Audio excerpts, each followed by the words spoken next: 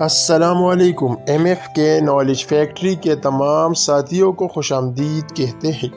دوستو، آج کی اس ویڈیو میں ہم سری لنکا کی معاشی بحران پر بات کریں گے کہ وہ کیوں دیوالیہ ہونے کے دہانے پر پہنچا۔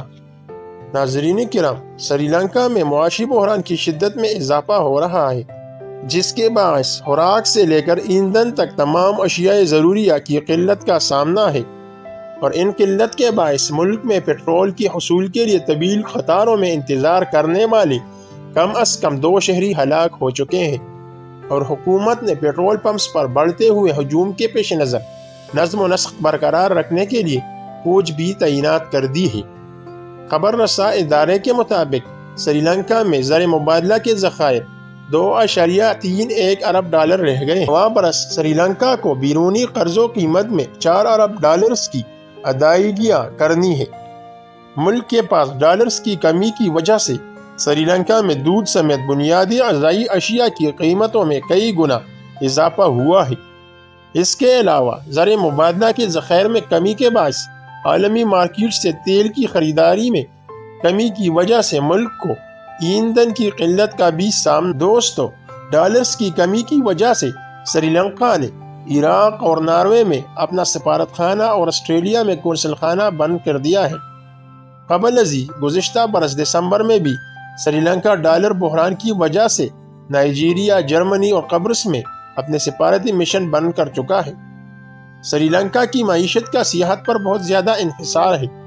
کرونا وائرس کے باعث سیاحتی سرگرمیاں متاثر ہونے کے باعث گزشتہ 2 برس کے دوران سری لنکا کی معیشت کو درپیش مشکلات میں مزید اضافہ ہوا، لیکن معاشی ماہرین کے نزدیک بیرونی قرضوں اور ٹیکس سے متعلق حکومت کے اقدامات سری لنکا کو درپیش تاریخ کے سنگین ترین بحران کے اسباب میں شامل ہیں۔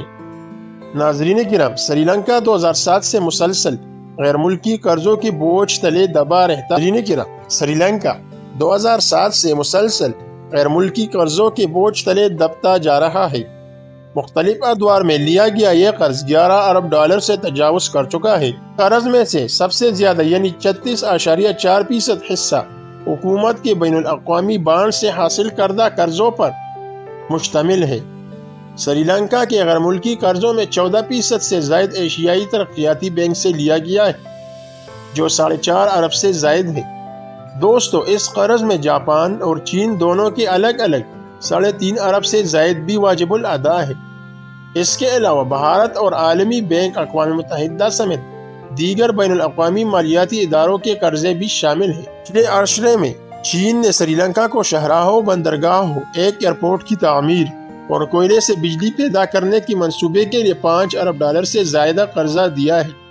دوستو، گزشتہ ماہ سامنے آنے والی سری لنکا کے مرکزی بینک کے بیان کے مطابق وبا کی شدت میں کمی کے بعد ملک میں سیاحت کی صنعت بحال ہونا شروع ہوئی ہے، لیکن دوسری جانب گزشتہ 2 برسوں کے دوران سری لنکا کے زر مبادلہ کے ذخائر میں 70% سے زائد کمی آئی۔ اس وقت ملک کے پاس 2.36 ارب ڈالرز کے زر مبادلہ کے ذخائر ہیں، جبکہ 2022 میں سری لنکا نے 4 ارب سے زائد قرضے کی رقم ادا کرنی ہے۔